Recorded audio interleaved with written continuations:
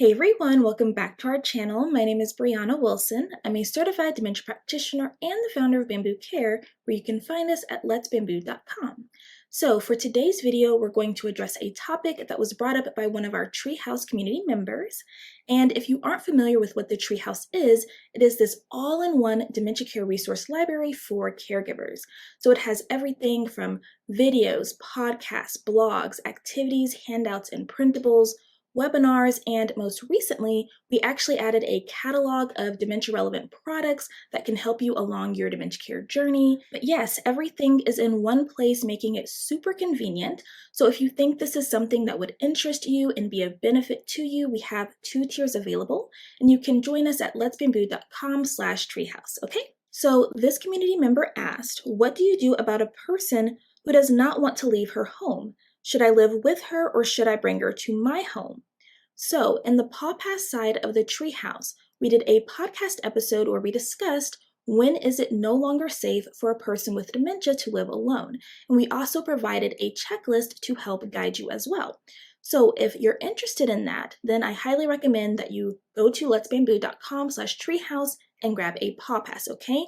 Because in this video, we're not going to talk about that. Instead, we're going to assume that it's already been decided that the person living with dementia is no longer safe to live at home. And so now we're trying to figure out, well, should we live with them or should we bring them to our house, okay? Now, there are quite a few things that we have to take into consideration, but here are the big 3. So one is the logistics, okay? So which move would be easier and help you maintain the most financial stability, okay? So this will differ for everyone, of course, but it's definitely a big thing to consider, especially if we're talking about moving to a different city or a different state, or even for some people, a different country, okay? The second thing is whose house is best able to accommodate everyone's needs from both a safety and a comfort level, okay? And then the third thing is how important is what to whom, meaning where does everyone's care lie when it comes to living arrangements, okay? Now, it's pretty fair to say that most people want to age in their home, and we call this aging in place. In fact, there was a study done by the American Advisors Group, and they found that for people ages 60 to 75, that 92% of them wanted to age in place, and about 82% of that group wanted to live in their current home for the rest of their lives, okay? So it really comes to no surprise that we would run into so much resistance when it comes to trying to convince someone to leave their home and move in with us or move into a care facility or community, okay? So let's just say that we decided that it would be best for our partner to move in with us. It makes the most sense. It would be the easiest move. It would help us maintain the most financial stability. And for the most part, it can accommodate everyone's needs. It's the most comfortable and safest option, okay? How do we convince someone who's already made it very clear that they do not want to leave their home that they should move in with us? So here's my suggestion. Now, the feasibility of all this really does depend on how far away you live from one another, but my suggestion is that you start inviting them over more. And it really doesn't matter what you invite them over for, but the point is to get them over. So you can invite them over for lunch or dinner, or you can invite them to help you cook and prepare the meal and set it up. You can invite them over for a game night or a movie night or some sort of craft activity. You can invite them to help you out in the garden. If you have children, you can use the children as an excuse to get them to come over. But the goal here is to gradually work your way up. So maybe you just invite them over for one day at a time and then they go back home the same day. Then maybe you work up to a night at a time and then they go back home, and then a few days and they go back home, and then maybe a couple of weeks and then they go back home.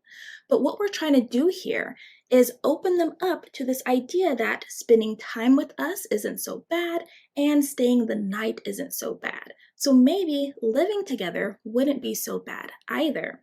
Now, the key here is that you want to make sure that the time that you are spending together is enjoyable, because if it's not, if it's unpleasant, then it's just going to solidify even more why that person does not want to stay with you, okay?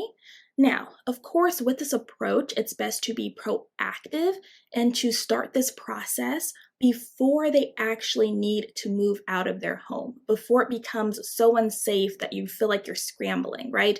And now it feels a lot more chaotic. The time spent together might not be as enjoyable because now there's like this pressing agenda, okay? Now, the good thing about this approach is that as a person nears the point where it would be no longer safe for them to live alone and alternative living arrangements need to be considered, the person's perception of time will begin to diminish, especially if we're talking about Alzheimer's disease, okay?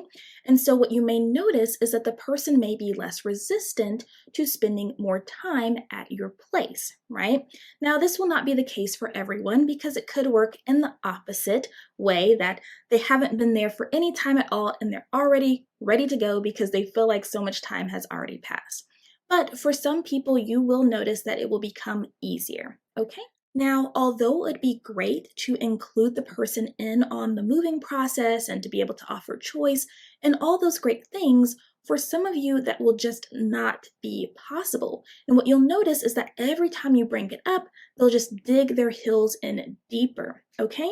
So for the method that I'm suggesting, you really don't ever have to have a formal conversation, but informal, nonchalant, no real agenda type of conversations may be helpful so that you can really understand why they do not want to move, what their concerns are so that you can better address them, okay? Now, as you start transitioning the person to live with you, it's going to be very important that you make note of the things that the person finds value in and that brings them comfort. And so you also want to make sure that you're spending time at their house and with them as well so that you can make note of their habits, the things that they interact with, the things that really seem to bring them joy, so that you can make sure that you move some of those things over into their new place, which will be your home, okay?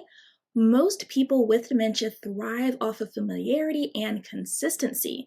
So the more that we can transition their current environment into their new environment, kind of blend the two, the better. But yeah, that is what I would suggest.